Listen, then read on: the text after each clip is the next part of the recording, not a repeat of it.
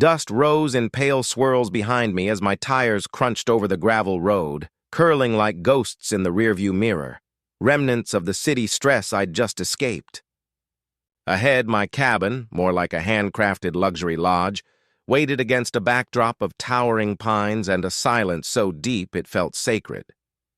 I'd poured sweat and years into this place, building it with my own hands. It was supposed to be my sanctuary, my peace.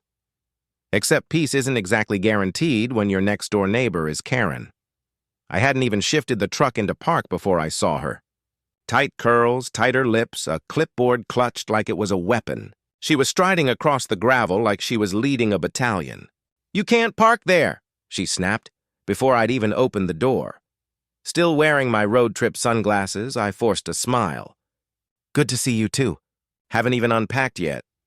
"I don't know who you are," she said, squinting at my plates like a hawk. "But this is a private community.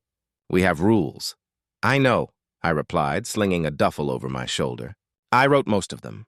This is my property." Her eyes narrowed. "No one informed the HOA." That made me laugh out loud. "There's no HOA here, ma'am. Not officially. Just some folks with clipboards who like to pretend." Her nostrils flared like I'd insulted her personally. She pivoted sharply and stormed off without another word. 10 minutes later, I was on the deck, sipping iced tea, finally starting to breathe when I heard it. Sirens. Sure enough, she'd called the cops. 2 deputies rolled up, looking more confused than concerned.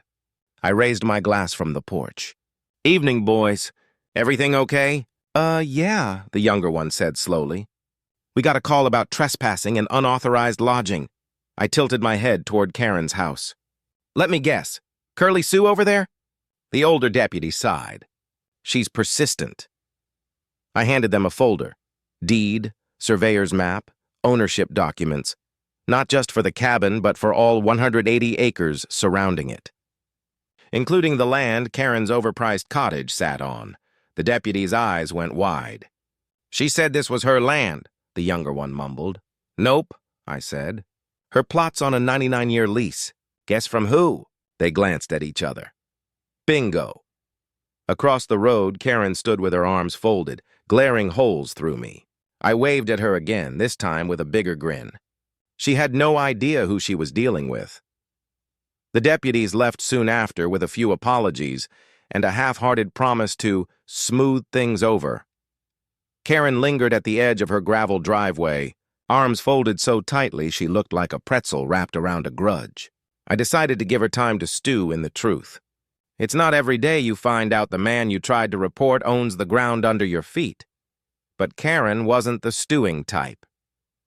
The next morning, just as sunlight broke through the trees, there came a knock. Not a polite knock. The kind of knock that wants the door to know it's in trouble. Coffee mug in hand, I opened the cabin door. "Good morning." She stormed past me without so much as a greeting. "This is unacceptable.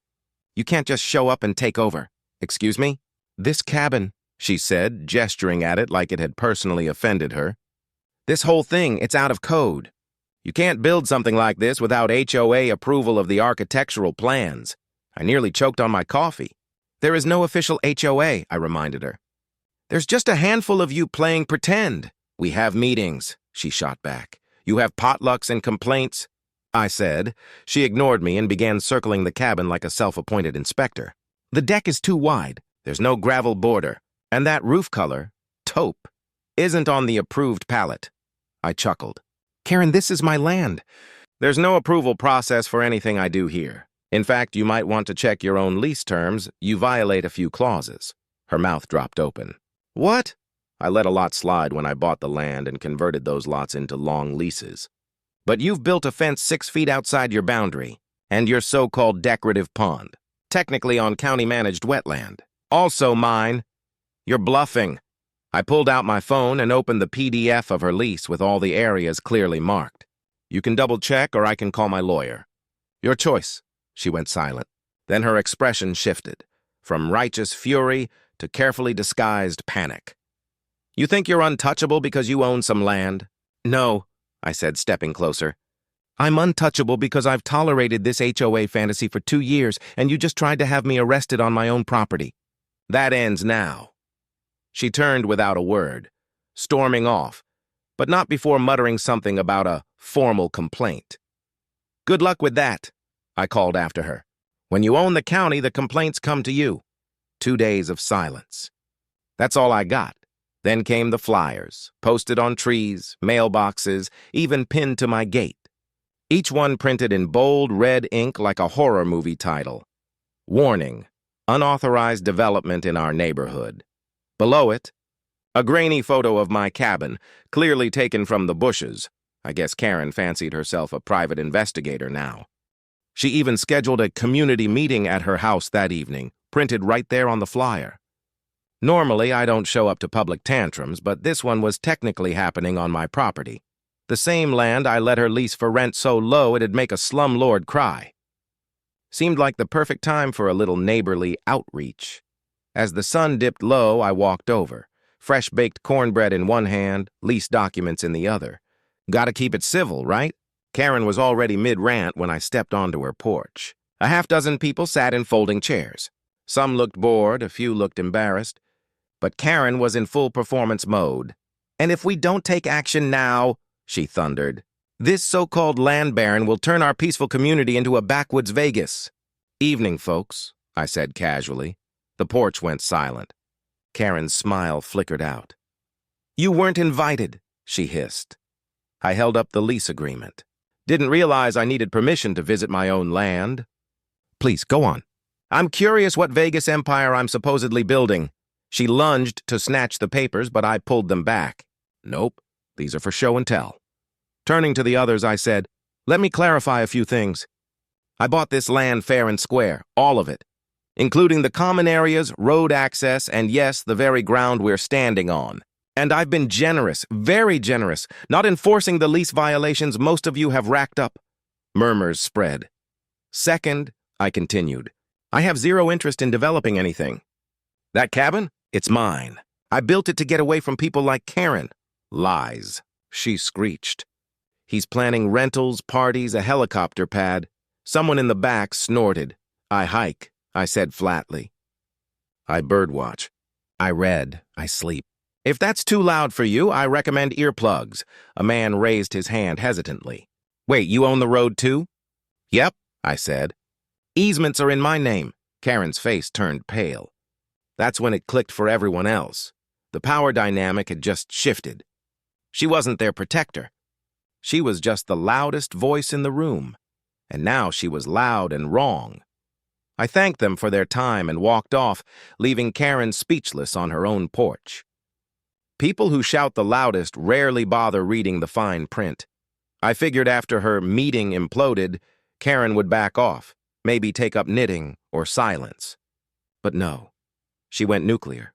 The next morning, a certified letter was taped to my cabin door. Inside, a cease and desist notice she'd printed from Google. No lawyer letterhead, just more rambling about. Violating neighborhood integrity and creating a hostile environment. I laughed so hard I spilled my coffee, but what really ticked me off was what came next. Karen installed a chain across the main access. Road, my road, with a hand-painted sign, residents only, no unauthorized vehicles. That's when I knew the gloves were coming off. I made a few calls, one to my land use attorney, one to the county clerk, and one to the sheriff's office. And just in case, one to a towing company. By noon the next day, deputies, surveyors, and a county inspector stood with me at the locked gate. Karen came charging out like a banshee. "You can't be here without my permission," she screeched. The deputy stayed calm. "Ma'am, this is not your road. You're in violation of county code, lease terms, and trespassing laws." Karen spun toward me. "You're abusing your power." I handed her a certified letter of my own. "This is a formal termination of your lease. You have 30 days to vacate the property, or the sheriff's department will escort you off. Civilly, of course. You can't do this." "I can, Karen, and I am." She looked like she might faint. Then rage took over. "This whole community will rise up. You'll regret this." The inspector cleared his throat. "Actually, Mr. Holton here is in full compliance. And if anyone else wants to bring up code violations, I suggest you all read your leases because he owns the mineral rights, the roads, and even the lake access." Someone from across the road blurted, "Wait, he owns the lake?" Karen's eyes darted from face to face, realizing the crowd she once commanded had turned into silent spectators. No one stepped forward. No one backed her up, and just like that, her reign crumbled. 2 weeks later, she was gone. Moved out quietly, probably off to terrorize some other unlucky cul-de-sac. That evening, I sat on my deck, sipping a beer, watching the wind toy with the pines. Peace had returned. No flyers, no fake rules, no clipboard ambushes. Just me, the woods, and 1,000 acres of silence. Because when Karen tried to call the cops on me, she didn't realize I didn't just own the cabin. I owned the whole damn county. If you enjoyed watching Karen get legally humbled, smash that like button like she smashed her HOA rules into thin air. Got your own crazy neighbor or HOA story? Drop it in the comments. I read everyone, and who knows? Your drama might be the next episode. And don't forget to subscribe for more real-life tales where Karens get clapped with court documents instead of fake power. Hit that bell so you don't miss what happens when people forget who actually owns the land. Spoiler, it's me.